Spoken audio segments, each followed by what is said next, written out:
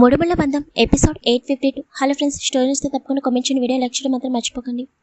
విక్రమ్ వైష్ణవిని తీసుకుని ఇంకా థియేటర్కి స్టార్ట్ అవుతాడు. విరాస్ వాసు ఇద్దరు కూడా తమ అపార్ట్మెంట్కి చేరుకుంటారు.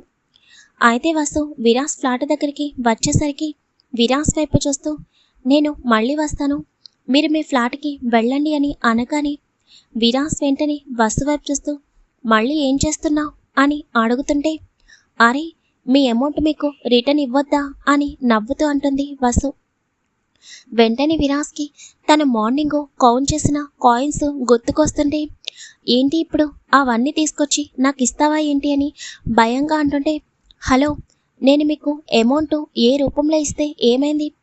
నా దగ్గర నోట్స్ ఉంటే నోట్స్ ఇస్తాను, లేదంటే కాయిన్స్ ఉంటే కాయిన్స్ ఇస్తాను, మీకు అమౌంట్ రిటర్న్ ఇవ్వడమే కదా కావాలి అని చెప్పి వసు అక్కడి నుండి తన ఫ్లాట్కి వెళ్ళిపోగానే, హో గాడ్, ఇప్పుడు నేను ఆ కాయిన్స్ని ఏం చేసుకోవాలి అని విరాస్ తన తల పట్టుకుంటాడు. ఇంకా వసు తన ఫ్లాట్కి వెళ్ళి డైరెక్ట్గా తన రూమ్లోకి వెళ్ళి అమౌంట్ మొత్తం కౌంట్ చేస్తుంది. ఎంత కౌంట్ చేసినా కూడా 4,80,000 మాత్రమే తన దగ్గర ఉన్నట్టు అనిపిస్తుంటే, వెంటనే వసుకి ఆలోచన వచ్చి వాళ్ళ అమ్మమ్మ దగ్గరికి వెళ్ళి, అమ్మమ్మ నాకు అర్జెంటుగా 20,000 కావాలి ప్లీజ్ అని అనగానే పార్వతి గారు ఒక క్షణం షాక్ అవుతారు. అమ్మమ్మ, నేను మాట్లాడుతుంది నీతోనే, నువ్వు తప్పకుండా అమౌంట్ దాస్తావని నాకు తెలుసు, ప్లీజ్ నేను మళ్ళీ నీకు ఇచ్చేస్తాను అని అంటుండగా, ఇంతలో తనకి ఎదురుగా 20,000 కనిపిస్తుంటే వెంటనే వసు పక్కకు తిరిగి చూసేసరికి అక్కడ ధర్మేంద్ర ఉంటాడు. వసు పైకి లేచి ధర్మేంద్ర వైపు చూస్తూ నాన్న అని అంటుంటే, అమౌంట్ అవసరమైనప్పుడు ఈ నాన్న నీకు గుర్తుకు రాలేదా వసు అని ధర్మేంద్ర బాధగా అంటాడు. వెంటనే వసు కంగారుగా ధర్మేంద్ర వైపు చూస్తూ, నాన్న అది కాదు అని అనగానే ధర్మేంద్ర 20,000 వసు చేతిలో పెట్టి, నీకు నిన్నే చెప్పాను, ఈ తండ్రి నీ పెద్ద పెద్ద కోరికలు తీర్చలేకపోవచ్చేమో కానీ ఇటువంటి చిన్నవి కూడా తీర్చలేని పరిస్థితిలో లేడు అని, అమౌంట్ తీసుకో తల్లి అని అంటుంటే వసు కళ్ళల్లో చిన్న కన్నీటి తడి చేరుతుంది. థ్యాంక్ యూ నాన్న, నేను మళ్ళీ మీతో మాట్లాడతానని చెప్పి వసు అక్కడి నుండి తన రూమ్లోకి వెళ్ళిపోతుంది. పార్వతి గారు ధర్మేంద్ర వైపు చూస్తుంటే, నేను ఏ తప్పు చేయలేదమ్మా, మన అల్లుడు తన కంపెనీలోనే నాకు జాబ్ ఇచ్చాడు అని చెప్పాను కదా, తనే అడ్వాన్స్గా కొంత అమౌంట్ నాకు ఇచ్చాడు, ఆ అమౌంటే నేను వసుకి ఇచ్చాను, నాకు వసు కన్నా ఇంకా ఎవరు ఎక్కువ కాదు అని ధర్మేంద్ర అంటుంటే, పార్వతి గారు లేచి ధర్మేంద్రని హక్ చేసుకుని, నీలో చాలా మార్పు వచ్చింది ధర్మేంద్ర, ఇప్పుడు నీ కళ్ళల్లో నిజమైన ప్రేమని చూస్తున్నాను, ఇంకా నా వసు నా కొడుకు నా మనవడి ప్రేమ వలన సంతోషంగా ఉంటుందన్న నమ్మకం పూర్తిగా వచ్చింది అని చిన్నగా నవ్వుతారు. ఇంకా వసు మొత్తం అమౌంట్ తన హ్యాండ్ బ్యాగ్లో పెట్టుకుని కాయిన్స్ అన్ని మళ్ళీ ఒక బాక్స్లో వేసి అవి కూడా పక్కన పెడుతుంది.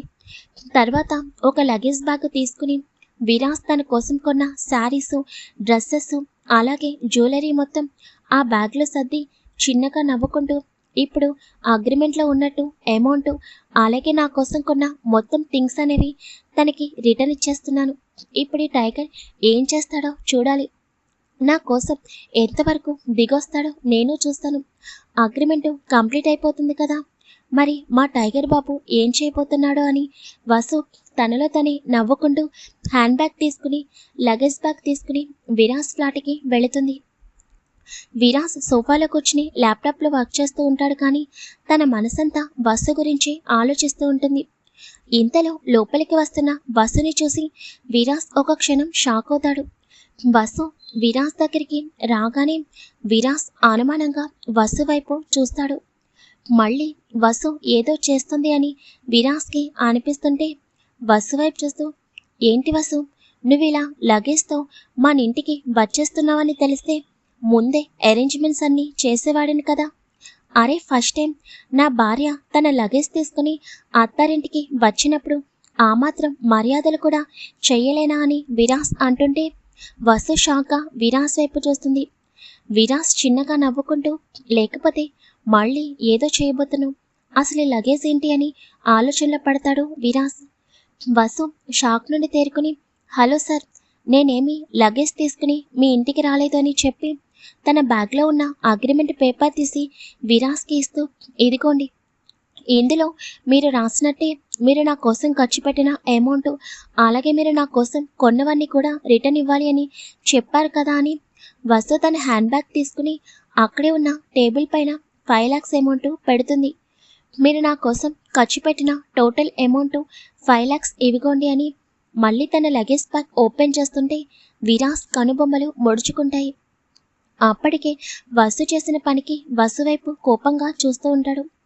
వసు తన బ్యాగ్లో ఉన్న జ్యువెలరీ బాక్సెస్ అన్నీ తీసి టేబుల్ పైన పెడుతూ ఉంటే, వసు ఏం చేస్తున్నావు అని కొంచెం కోపంగా అంటాడు విరాస్.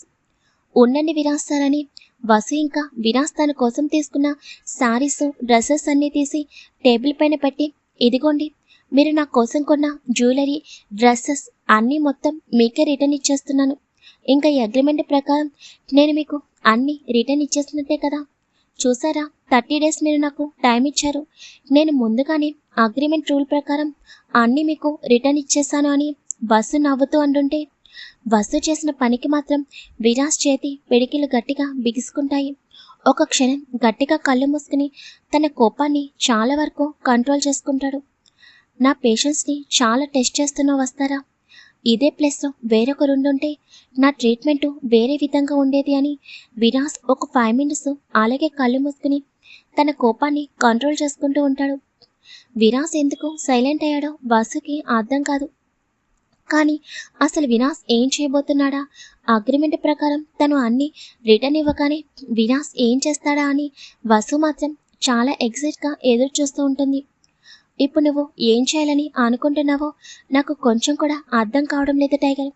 కానీ ఇప్పుడు నువ్వు నా ముందు తగ్గుతావా, నా కోసం ఏం చేస్తావా అని చూడాలని ఉంది అని వసు మనసులో అనుకుంటూ ఉండగా కొన్ని క్షణాల తర్వాత విరాస్ కళ్ళు తెరిచి వసు వైపు చూస్తూ హ్యాండ్స్ ఫోల్డ్ చేసుకుని సైడ్ స్మైల్ ఇస్తుంటే విరాస్ స్మైల్కి మీనింగ్ ఏంటో అర్థం కాక వసు అమాయకంగా విరాస్ వైపు చూస్తుంది. విరాస్ వెళ్ళి చైర్లో కూర్చుని క్రాస్ లెగ్స్ వేసుకుని వసు వైపు చూస్తూ, సో అగ్రిమెంట్ ప్రకారం అన్నీ రిటర్న్ ఇచ్చేసావన్నమాట అని అంటుంటే వసు కూడా హ్యాండ్స్ ఫోల్డ్ చేసుకుని అవును అని అంటుంది. కానీ చిన్న కరెక్షన్ వసుధారా అని విరాస్ అనగానే, వాట్ కరెక్షనా ఏంటి అని వసు అర్థం కాక అంటుంటే, చెప్తా, రూమ్లోకి వెళ్ళి ఒక పెన్ను పేపరు తీసుకునిరా అని చెప్పగానే వసుకి ఏమీ అర్థం కాదు.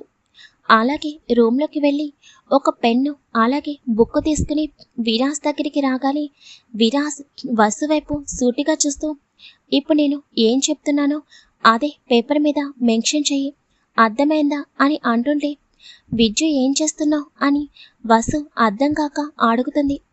అరే కంగారెందుకు, నువ్వే కదా అగ్రిమెంట్ ప్రకారం అన్నీ నాకు రిటర్న్ ఇచ్చేసావని చెప్తున్నావు.